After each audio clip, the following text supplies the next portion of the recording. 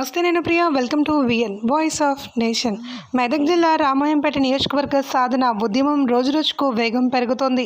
కేంద్ర ప్రభుత్వం డెలిమిటేషన్ కమిటీ ఏర్పాటుకు ముందుకు రావడంతో గతంలో ప్రాధాన్యం పొందిన రామాయంపేటను తిరిగి నియోజకవర్గంగా ఏర్పాటు చేయాలి అని డిమాండ్ బలపడుతోంది.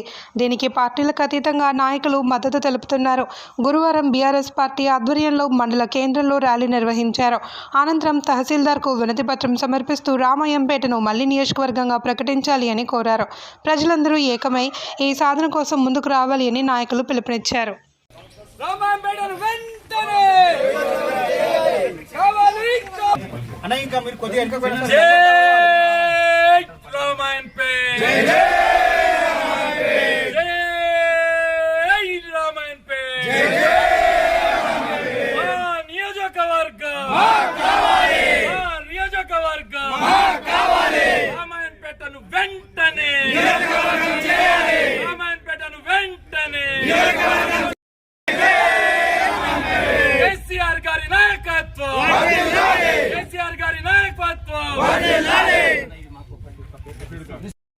ఈరోజు రామాయంపేట పట్టణంలోని బీఆర్ఎస్ అదేవిధంగా బీఆర్ఎస్ మండల నాయకులు కలిసి ఎంఆర్ఆర్ దగ్గరికి రావడం జరిగింది. ఒక మెమరాండం ఇవ్వడం జరిగింది. గతంలో రామాయంపేట నియోజకవర్గం అనేది 2009లో డీలిమిటేషన్లో పోవడం జరిగింది. ఈ రామాయంపేట నియోజకవర్గానికి చాలా చరిత్ర ఉంది. 51 నుంచి 2009 వరకు 1980లో ఈ నియోజకవర్గం నుంచి గెలిచిన టంగుటూరి అంజయ్య సీఎంగా 16 నెలలు చేయడం జరిగింది. అదేవిధంగా అన్ని హంగులున్న రామాయంపేటను అప్పుడు డిలిమిటేషన్లో పోవడం జరిగింది. ఇప్పుడు మాత్రం తప్పనిసరిగా అన్ని పార్టీలకు చెందిన కాంగ్రెస్ కానీ, బీజేపీ కానీ, బీఆర్ఎస్ కానీ, సిపిఐ కానీ, విభజన నాయకులు కానీ, కుల నాయకులు కానీ, కుల సంఘాల అధ్యక్షులు కానీ, కులాలు ప్రతి కులం కూడా దీంట్లో సపోర్ట్ చేస్తుంది. అదేవిధంగా విద్యార్థి నాయకులు కూడా దీంట్లో సపోర్ట్ చేయడానికి రెడీ ఉన్నారు. అయితే ఈరోజు ఖాళీ హారంభం మాత్రమే. ఈరోజు మేము ఒక మెమరాండంతో సరిపెట్టుకుంటున్నాం. ఇక ఫ్యూచర్లో ఒకవేళ రానట్టయితే దేనికైనా మేము వెనుకకు పోము. మా రామాయంపేట మండలం కానీ, రామాయంపేట కుల నాయకులు కానీ, పార్టీ నాయకులు కానీ, అన్ని పార్టీల అతీతంగా దీనికి పోరాటం చేయడం జరుగుతుంది.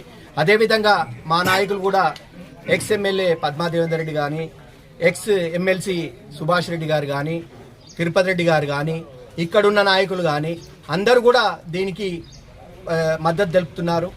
ప్రియతమ నాయకుడు ప్రధానమంత్రి మోడీ గారి అధ్యక్షతన కేంద్ర మంత్రి మండలి డీలిమిటేషన్ ప్రక్రియ ప్రారంభించాలని నిర్ణయం తీసుకొని మన మంత్రిమండలి ఏకగ్రీవ తీర్మానం వెల్లడించడం జరిగింది. దాంట్లో భాగంగా దేశవ్యాప్తంగా పార్లమెంట్ నియోజకవర్గాలు, శాసనసభ నియోజకవర్గాలను విభజించి కొత్త నియోజకవర్గాలు ఏర్పాటు చేయడానికి నోటిఫికేషన్ వేయడం జరుగుతుందని చెప్పడం జరిగింది.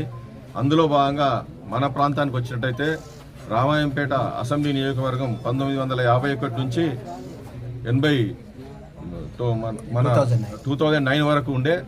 కానీ కొన్ని అప్పటి జరిగిన రాజకీయ పరిస్థితుల నేపథ్యంలో నియోజకవర్గాన్ని కోల్పోవడం జరిగింది.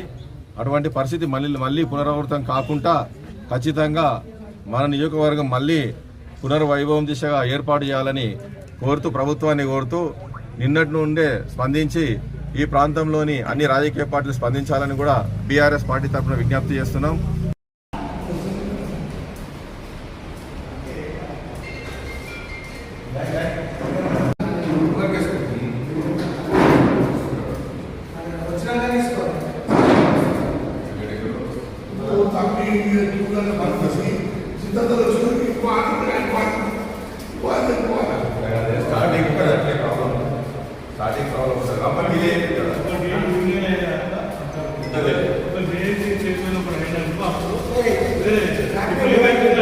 బీజేపీ